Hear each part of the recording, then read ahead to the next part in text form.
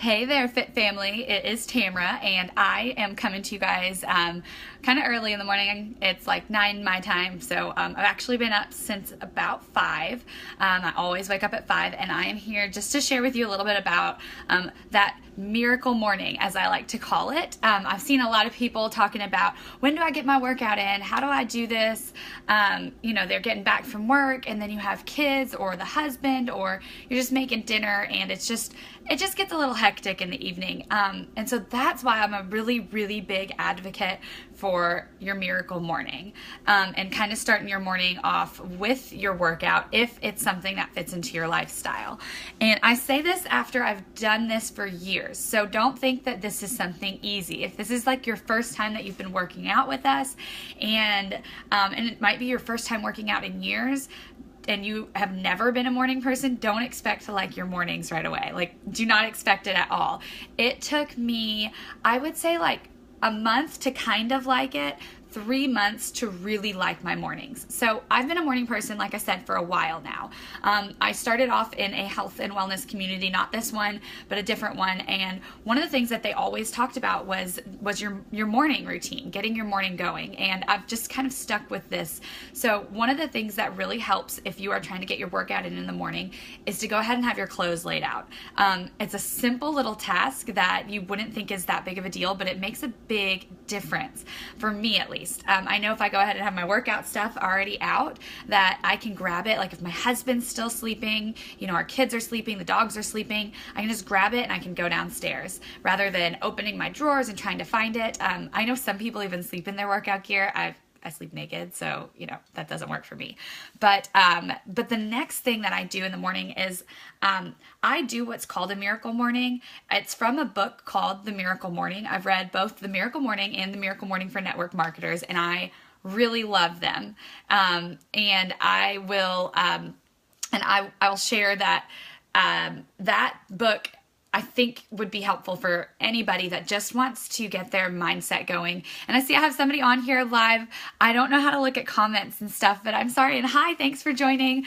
But I just wanted to share that if you start to maybe read one of these books, you can get them off Amazon. I listened to one and I physically read another one. So they talk about your savers that are something that successful people do every morning. So whether you want to apply this to fitness or your job, or some of you are coaches, so your coaching business, these things are going to improve your life by starting your miracle morning. And what this means is you're starting your mindset in the morning. A lot of times when we get going in the morning, we check into our phones and we get on Facebook or the news feed or, the actual news, and we see negative things. And that is preparing our bodies and our mind for negative energy to come in.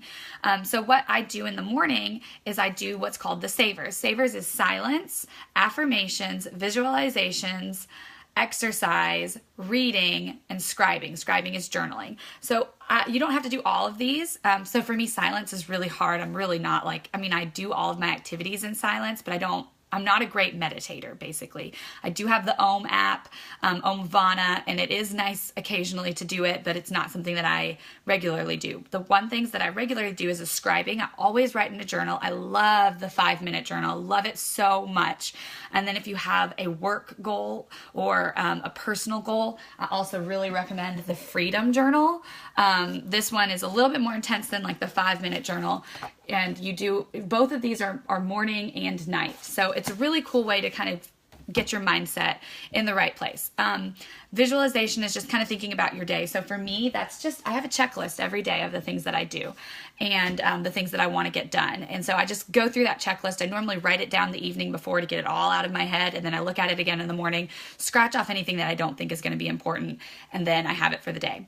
The next thing is affirmations. I used my phone, I used Evernote, and I wrote out affirmations every day that I read. And I do prayers every day as well. And I have these in my phone. I have prayers, gratitudes, and affirmations. And I typed all these things out. And my affirmations are something along the lines of, I am committed to doing XYZ activity for this reason and to reach a goal on this date. So for me, one of them is I am committed to discussing with my husband once a month a beach or mountain location that we would like to be in, so that by 2020 we can live where we want to live. That's just one of my goals. We like Louisville, but we know we don't love Louisville. We don't know where else we'd want to go. We know that with my career we can go anywhere.